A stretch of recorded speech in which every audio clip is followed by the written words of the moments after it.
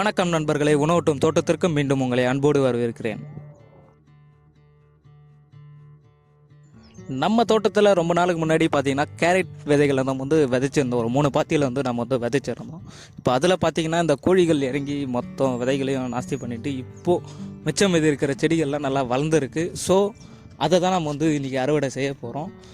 இப்போ பார்த்தீங்கன்னா ஒரு 2 பாத்தியில் மட்டும்தான் இந்த கேரட் செடிகள் நல்லா இருக்குது. அங்கங்கே கோழிகள் சிதைச்சதால அந்த விதைகள் முளைக்காமே போயிடுச்சு. ஸோ இப்போ நம்ம இருக்கிற கேரட்டை நம்ம அறுவடை செய்ய போகிறோம். அதுவும் நல்லா வளர்ந்துருக்கிற கேரட்டை மட்டும்தான் அறுவடை செய்ய போகிறோம். பொதுவாகவே நிறைய பேர் பார்த்தீங்கன்னாக்கா இந்த கேரட் சில்லான கிளைமேட், மலைப்பிரதேசம் அந்த மாதிரி இடத்துல தான் விளைச்சல் தரும் அப்படின்னு சொல்லுவாங்க. பட்டு நம்ம ஊர்லேயே அது விளைச்சல் தரும். அது இந்த டிசம்பர், ஜான், ஃபெப் அந்த மாதிரி மந்தில் நம்ம டிசம்பரில் விதைச்சோன்னா கண்டிப்பாக ஃபெப்ரவரியில் நம்ம அறுவடை பண்ணலாம். ஃபெப்ரவரி, மார்ச் கிட்ட.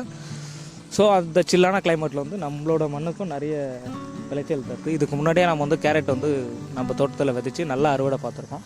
இப்போ பார்த்தீங்கன்னா கேரட் ஒரு 2-3 கேரட்டு தான் நம்ம அறுவடை செய்ய போகிறோம். ஸோ நல்லாவே வந்திருக்கு. இதை பார்த்துட்டு டிவினா அவங்க கேரட்டை பார்த்துட்டு ஓடி அவங்க ஒரு 2-3 கேரட்டை நம்ம அறுவடை செஞ்சாங்க. இப்போது செடிங்க பெருசு பெருசாக இருக்கிறது அதை மட்டும் தான் நம்ம அறுவடை செஞ்சுருக்கோம். கிட்டத்தட்ட 1090 நாள் ஆயிடுச்சு நம்ம வச்சு. இப்போ பெருசாக இருக்குது அந்த கேரட் மட்டும் தான் நம்ம அறுவடை செஞ்சுருக்கோம். இன்னும் சின்ன சின்ன செடிகள் இருக்குது. அது எப்படி வளர்ச்சி இருக்குன்னு தெரியல. ஸோ ஒரு நாள் கழித்து நம்ம அது அறுவடை செய்யலான்ட்டு அதை விட்டு வச்சுருக்கோம். நம்ம தோட்டத்துலேயும் கேரட் இது செகண்ட் டைம் ஹார்வெஸ்ட் பண்ணுறோம். ஆனால் கம்மியாக தான் பண்ணியிருக்கோம். இதுக்கு முன்னாடி நிறைய பண்ணியிருக்கோம். இப்போ நம்ம அறுவடை செஞ்ச இந்த கேரட்டை நம்ம சுவைக்க போகிறோம்.